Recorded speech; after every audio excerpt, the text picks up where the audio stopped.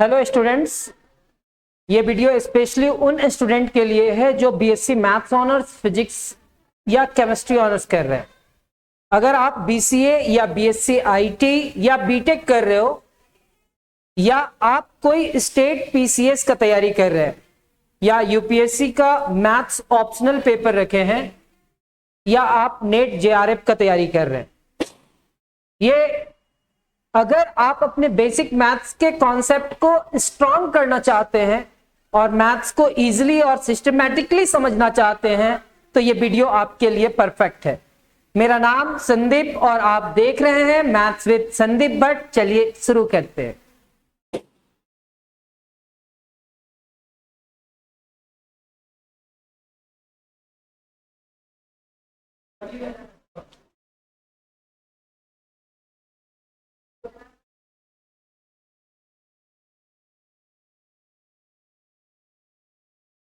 जो हमारा last class था वहां पे हम लोग देखे थे mutually exclusive and compatible events, जिसमें हम लोग और आगे गए थे तो हम लोग देखे थे क्या,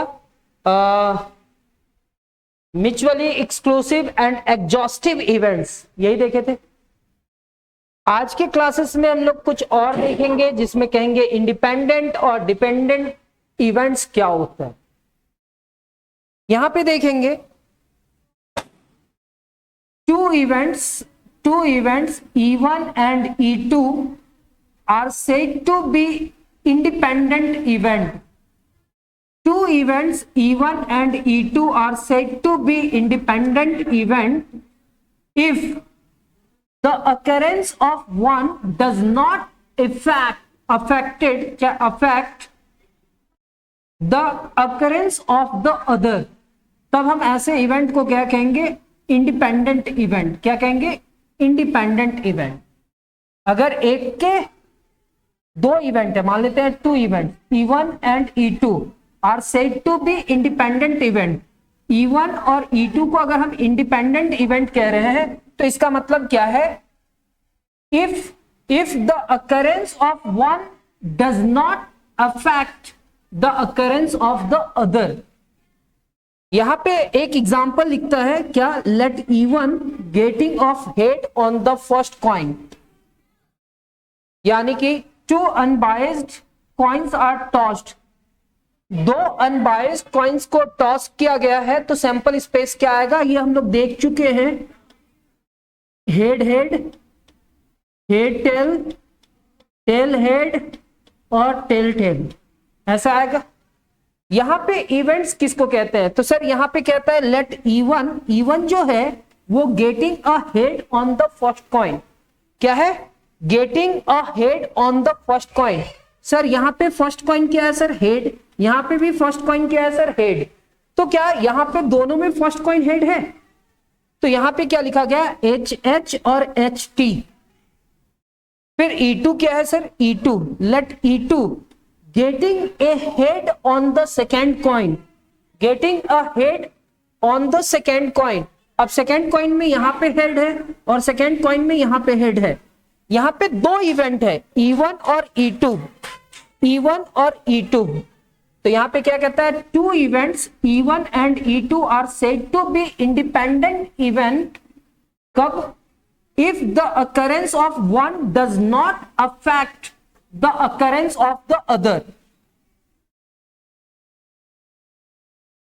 पहला इवेंट E1 था, दूसरा इवेंट E2 था, तो the occurrence of head on the second coin, the occurrence of the head on the second coin। यहां पे सेकेंड कॉइन का occurrence होने का हेड, यहां पे क्या था? the occurrence of a head on the second coin does not depends upon the occurrence of a head on the first coin। Sir second coin में हेड हो, इसके लिए ये जरूरी नहीं है कि फर्स्ट कॉइन में भी हेड हो। मतलब सर यहां पे कहता है the occurrence of a head on the second coin. Second coin का मतलब यहां का बात कर रहा है, does not depends upon the occurrence of A head on the first coin. इसमें यह नहीं बोला गया है, यहां पे पहला कॉइन में क्या बोला गया है कि getting a head on the first point, first point में हेड होना चाहिए बस पहला इवेंट में। E2 में कहता है कि इवेंट में क्या होना चाहिए, सेकेंड पॉइंट में हेड होना चाहिए। यहां पे ये दोनों ही इवेंट्स इंडिपेंडेंट है, ये दोनों ही इवेंट्स इंडिपेंडेंट इसलिए है क्योंकि यहां और यहां पे कोई भी कॉमन चीज नहीं बोला गया है। अभी हम ये मान करके चलेंगे, ये बात आपको नहीं समझ में आया है, लेकिन थोड़ा देर के बाद आपको इस बात को क्लियरली समझ में आ जाएगा। Therefore, E1 and E2 are independent events। यहां पे कहता क्या है, ये चीज क्लियर नहीं हो पाया, कोई बात नहीं। यहां पे क्या कहता है, if the occurrence of one event depends on the occurrence of the other, अगर एक का होना दूसरे पे डिपेंडेंट होगा तो हम वैसे इवेंट्स को क्या कहेंगे, then they are called dependent events. आप यहां पे केवल बस इतना दो चीज समझना कि यहां पे E1 था और E2 था, यहां पे E1 और E2 था, यहां पे फर्स्ट पॉइंट में हेड शो कर रहा था और यहां पे सेकेंड पॉइंट में हेड शो कर रहा था। E1 से कोई रिलेटेड है क्या, कोई रिलेशन है क्या E2 का, नहीं सर। और E2 से E1 का कोई रिलेशन है क्या, नहीं सर। यहां पे सेकेंड कॉइन को हेड करना है और यहां पे फर्स्ट कॉइन को हेड करना है, मतलब E1 और E2 अलग अलग इवेंट है, इसलिए इसको हम लोग कहेंगे इंडिपेंडेंट इवेंट। लेकिन यहां पे डिपेंडेंट इवेंट के बारे में डेफिनेशन दिया गया है कि if the occurrence of one event depends on the occurrence of the other then they are called dependent events. इसका मतलब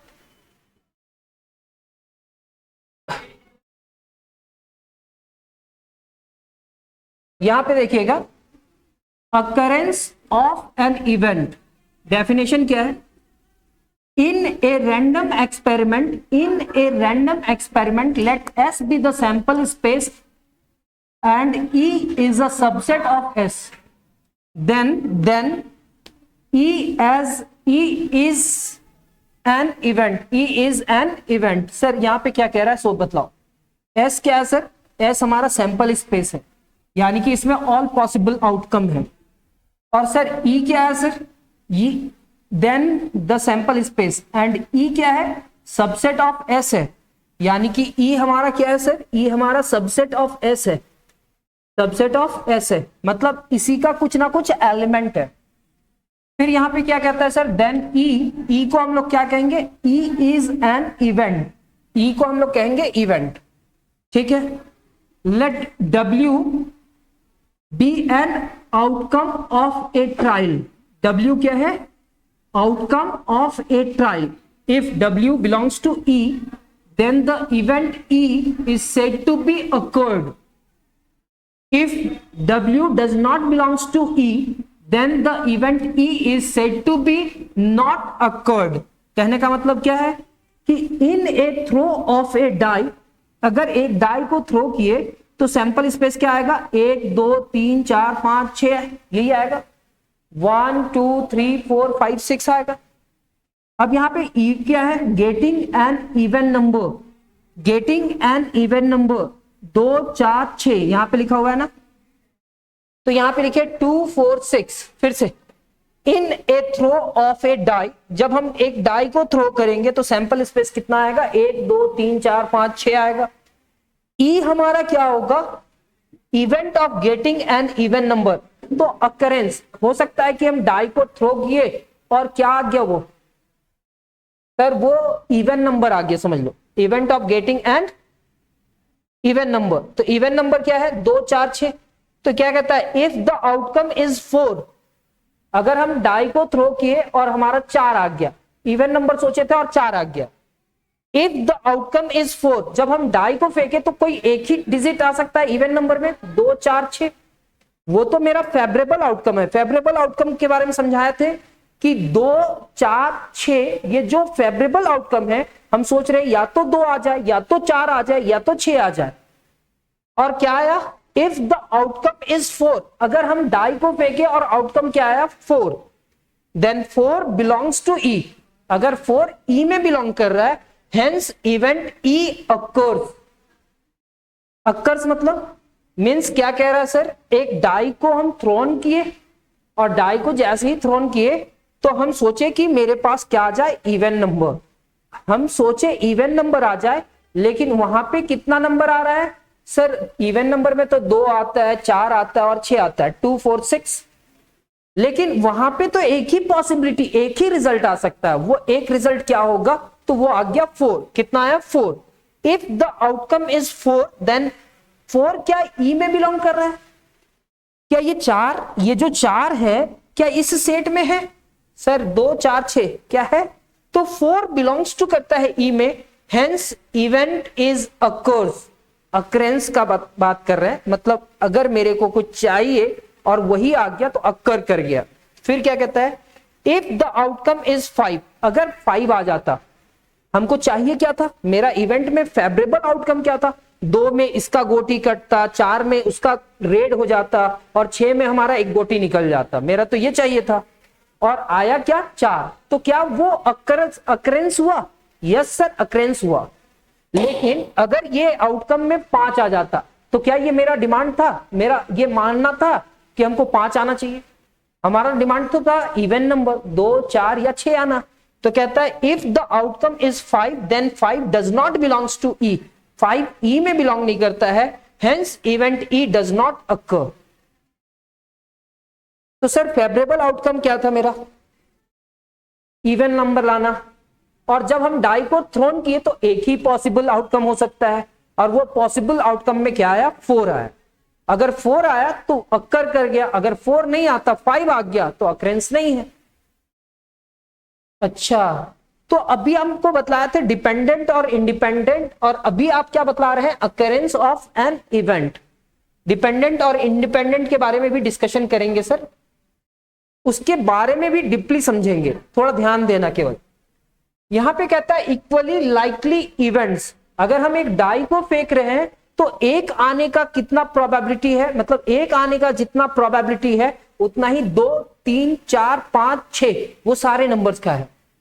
तो यहां पे कहता है डेफिनेशन में, a given number of events are said to be equally likely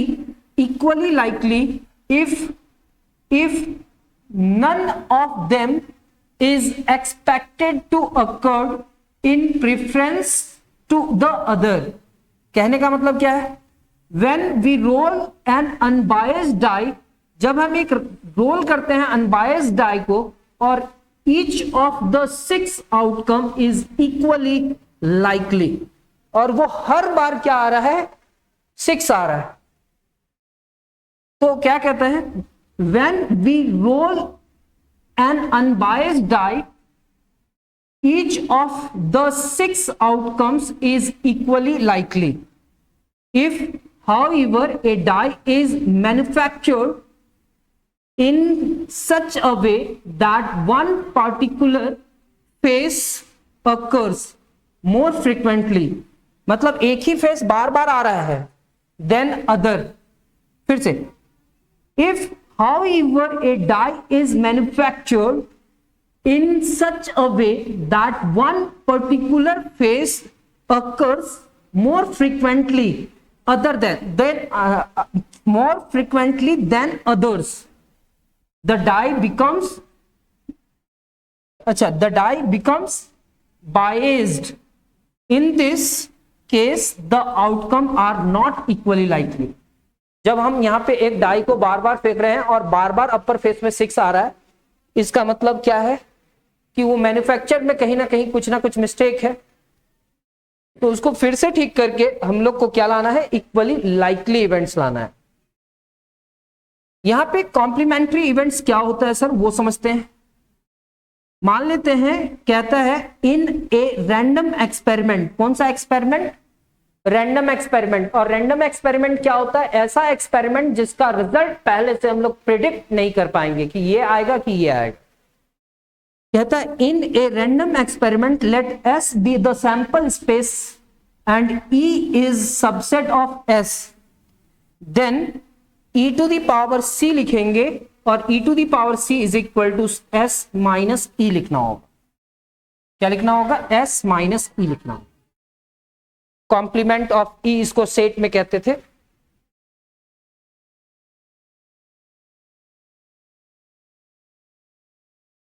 तो इसको क्या कहते हैं, इज ऑल्सो एन इवेंट, और वो भी एक इवेंट होगा, called the complement of E. इसी को क्या कहेंगे, complement of E. It is denoted by E to the power C या E dash and is read as not E. मान लेते हैं एक डाई को फेंके, हमारा 1 2 3 4 5 6 था। आपका जो माइंड में चल रहा था फेवरेबल आउटकम क्या था, कि सर मेरा फेवरेबल आउटकम को ही इवेंट कहते हैं। तो फेवरेबल आउटकम क्या था कि सर कोई इवेंट नंबर आ जाए, 2 4 और 6 आ जाए, ये क्या है, इवेंट नंबर। यानी कि इवेंट नंबर मेरा क्या है, डिमांड है कि सर 2 में मेरा रेड हो जाएगा, 4 में उसको हम कट कर देंगे और 6 में एक गोटी निकल जाए, मेरा इवेंट नंबर फेवरेबल आउटकम है। लेकिन जब हम एक डाई को थ्रोन करेंगे तो उसका जो आउटकम होगा सिर्फ एक आ सकता है, कोई एक आ सकता है, ये 6 में हटाइए। तो हम लोग क्या लिख रहे हैं, कॉम्प्लीमेंट ऑफ ई को समझने का कोशिश कर रहे हैं। जैसे ही कॉम्प्लीमेंट ऑफ ई लिखेंगे, यानी कि कॉम्प्लीमेंट ऑफ ई क्या होगा, तो sir complement of E is equal to, आप फॉर्मूला लिखे थे S minus E, S minus E. तो जैसे ही एस माइनस ई लिखेंगे तो एस तो एक सेट है सर, जिसके अंदर में कौन कौन सा एलिमेंट है, 1 2 3 4 5 एंड 6। यहां ई में क्या है सर, 2 4 और 6। सर 2 2 से उड़ गया, कैंसिल, 4 4 से और 6 6 से, तो यहां पे क्या बचा सर, 1 3 और 5। तो ये भी एक सबसेट है क्या इस एस का, यस सर ये भी एक सबसेट है। और आप जो बोले थे कि जितने भी सबसेट होंगे ये सेट के, वो सारे सबसेट, हाँ 2 मिनट में आएंगे, वो सारे सबसेट क्या होंगे, उसका इवेंट्स होंगे, क्या होंगे, इवेंट्स। तो सर ये जो सेट है ना, ये सेट का फेवरेबल आउटकम 2 4 6 था, और जब हम उसका कॉम्प्लीमेंट निकाल रहे, क्या निकाल रहे, कॉम्प्लीमेंट। तो कॉम्प्लीमेंट मतलब एस माइनस ई लिखे, ये सेट एस है और ये सेट ई है। सेट एस और ई में जो भी कॉमन एलिमेंट है उसको हटा दिए, कट कर दिए, तो यहां पे जो एलिमेंट बचा वो बचा, और वो एलिमेंट क्या, सबसेट ऑफ एस है। अगर वो सबसेट ऑफ एस है तो हम उसको क्या कहेंगे सर, हम उसको कहेंगे एक इवेंट है, और उस इवेंट का नाम क्या होगा। तो इस इवेंट में क्या है, 2 4 6, यानी कि फेवरेबल आउटकम क्या है, 2 4 6। और क्या है यहां पे कॉम्प्लीमेंट ऑफ ई में क्या है, जो आप सोच रहे हो वो नहीं है, है क्या, तो उसका कॉम्प्लीमेंट में क्या है, 1 3 5। इसका मतलब क्या होता है, इसका मतलब समझिएगा, इसको क्या पढ़ते हैं, नॉट ई। सर आपका जो डिमांड था कि 2 आ जाए, 4 आ जाए, 6 आ जाए, वो नहीं है, तो है क्या, तो जो ई में जो डिमांड था वो नहीं है, वो क्या है, ई डैश। और हम लोग इसको जानते हैं, ऐसे भी लिखते हैं, ई का पावर में सी लिखते हैं, ई का पावर में डैश लिखते हैं, और कॉम्प्लीमेंट ऑफ ई ऐसे भी लिखते हैं। 3 टाइप का, जो भी आएगा प्रोबेबिलिटी में देखा जाएगा। बस हम और 10 मिनट का क्लासेस लेंगे, और अभी एक जगह जाना है, 5 से 10 मिनट में ये क्लास को समेटने की कोशिश कर रहे हैं। यहां पे क्या कहता है, if E is occur, E occurs then E to the power C does not occur. तो इतना तो समझ में आ गया। आपका फेवरेबल आउटकम क्या है, 2 4 6। अगर वो अक्कर कर गया, मतलब लड्डू का गोटी फेंक दिए, डाई को फेंके, और आपका जो चाहत था, आपका जो फेवरेबल आउटकम था वही आ गया।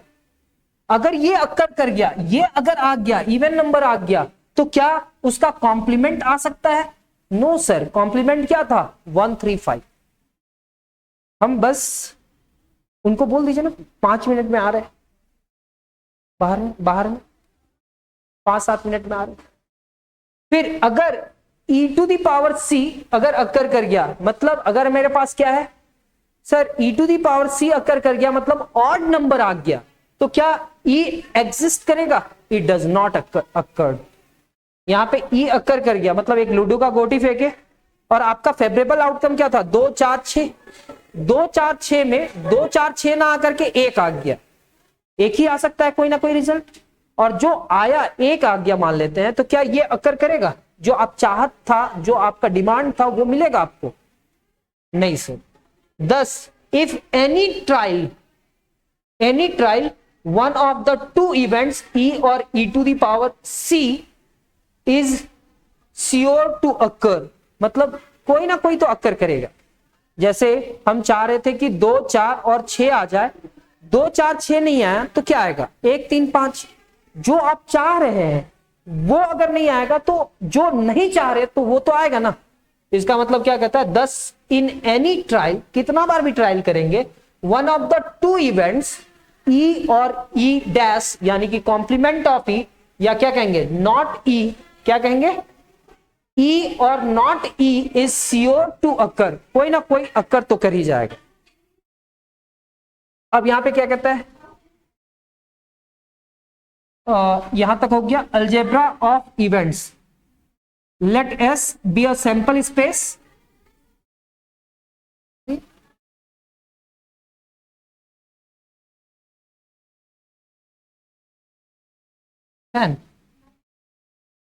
एक हाँ हाँ आ गया।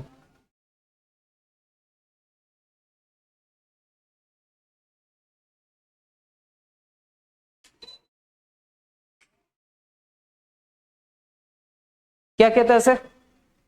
Late S be a sample space, S क्या है? सैंपल स्पेस, और E उसका क्या है? Subset. E is a subset of S और F भी क्या है? Subset. Then E and F are both events, दोनों ही इवेंट्स होंगे। अगर दोनों का intersection E intersection F, event that occurs only when both E and F occur, ये दोनों जो इवेंट है E इंटरसेक्शन F, ये कब अक्कर करेगा? ये जो इवेंट होगा, ये जो सेट बनेगा, ये सेट क्या होगा? Event that occurs only when both E and F are occurs. अगर मेरा डिमांड है कि 2 आ जाए, उनका डिमांड है कि 6 आ जाए, तो एक इवेंट है 2 आने का, एक इवेंट है 6 आने का, ठीक है, और फिर दोनों का इंटरसेक्शन, तो 2 या 6 इस टाइप का कहता है कि E इंटरसेक्शन F एक इवेंट बनेगा, एक इवेंट बनेगा। हो सकता है प्राइम नंबर का, एक इवन नंबर का होगा, वो समझाएंगे सर। ये एक तरह का इवेंट अकर कब कर सकता है? Only when both E and F अकर। अगर E या F अकर करेगा तभी ये क्या करेगा। बस 2-3 मिनट दीजिए, अब क्लास कंप्लीट होने वाला है। देखिए कितना पेज हो गया है, नहीं 4-5 मिनट में हो जाएगा बस। अब यहां पे क्या है, ये दोनों का यूनियन कर लेते हैं। दोनों का यूनियन करेंगे तो क्या कहता है? इवेंट दैट अकर्स ओनली, अच्छा ये जो इवेंट होगा ना, ये जो इवेंट होगा ना, event that occurs when at least one of, चाहे इसमें अकर कर जाए या इसमें अकर कर जाए।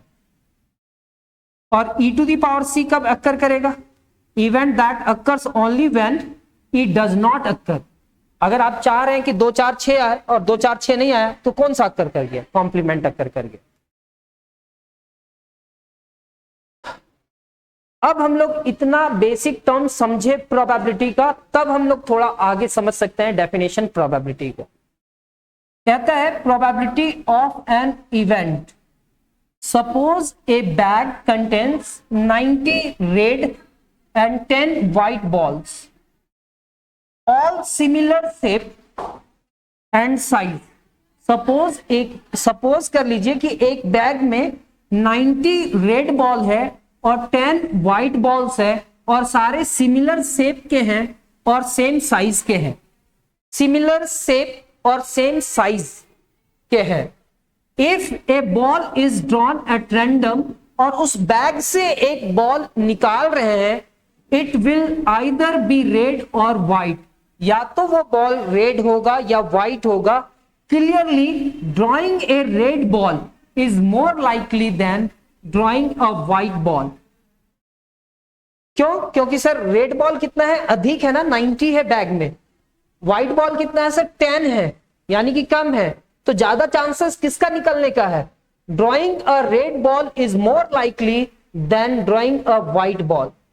We express this by saying the event of drawing a red ball is more probable than the event of the drawing a white ball. क्योंकि यहाँ पे रेड बॉल 90 है और व्हाइट बॉल 10 है, तो रेड बॉल का निकलने का चांसेस ज्यादा है.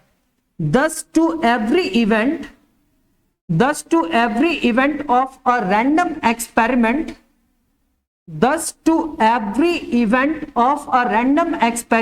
we attach a numerical value.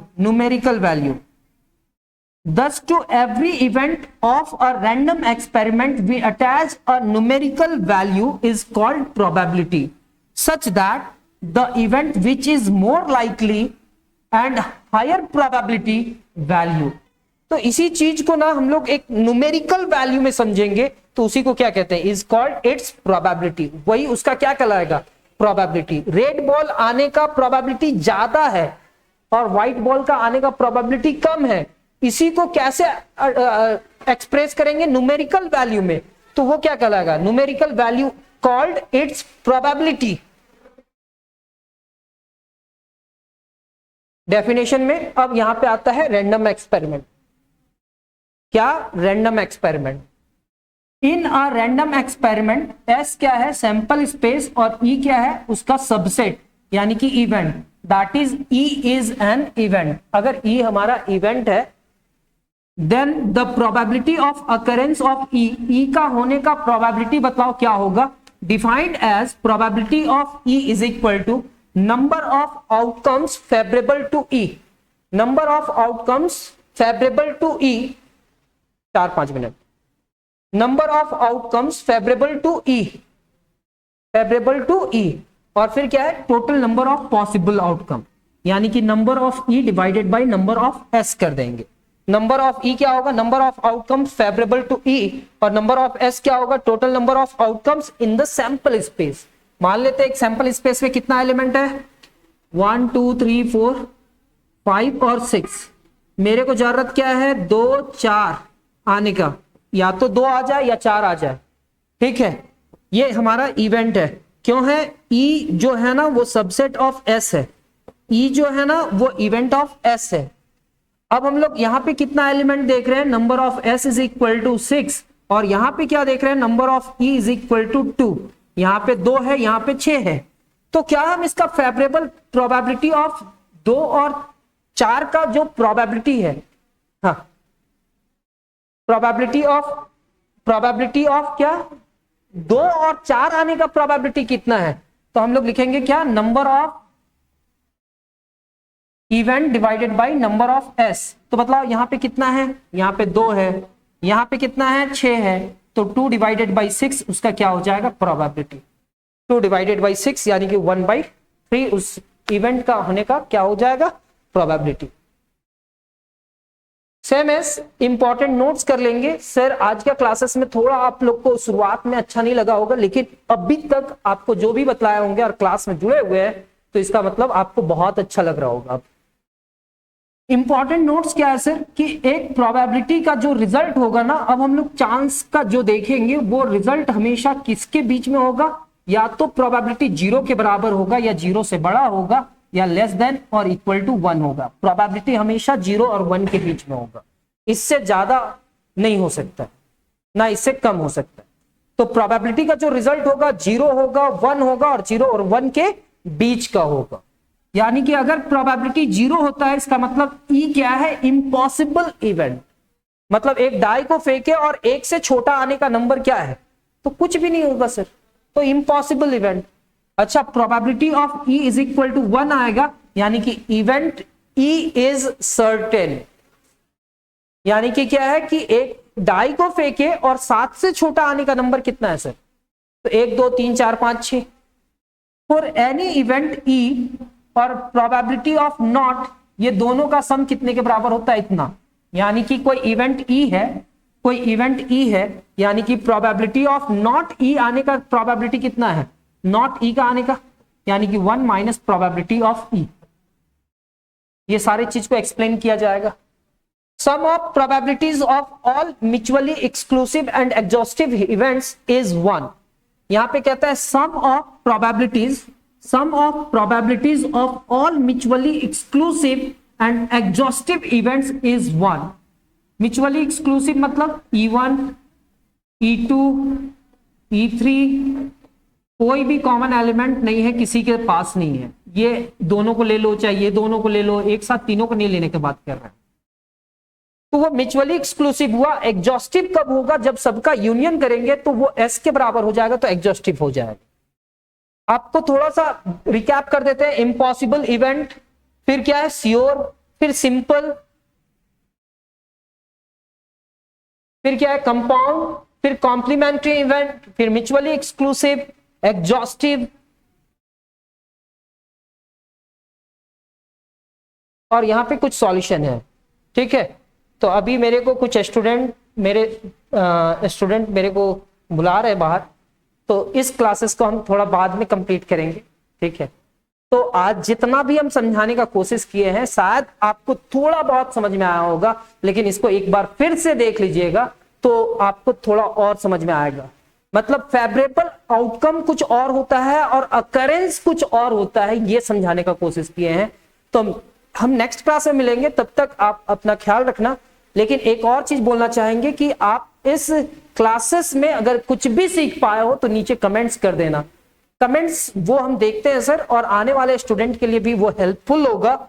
अगर आपको वीडियो पसंद आया हो तो चैनल को सब्सक्राइब कर लेना, बेल आइकन को दबा लेना, क्योंकि ताकि नए वीडियो आने का नोटिफिकेशन आपको मिल पाए।